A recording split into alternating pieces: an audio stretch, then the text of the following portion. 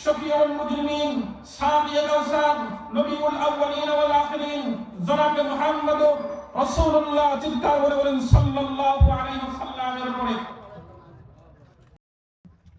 আসলে পৃথিবীতে যতগুলো মানুষ আছে প্রত্যেকটি মানুষেরই কাজের একটা দৌড় আছে, একটা টার্গেট আছে।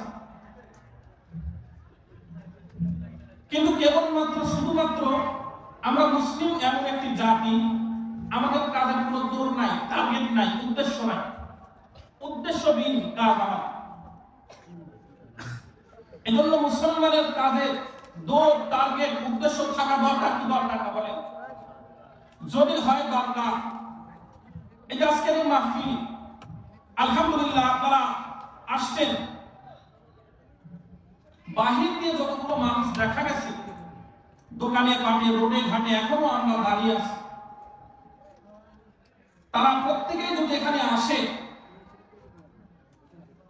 তারা প্রত্যেকেই যদি এখানে আসে, জায়গায় কানায় কানায় পরিপূর্ণ হয়ে যাবে না? হবে কিনা আওয়াজ করে বলেন না কথা?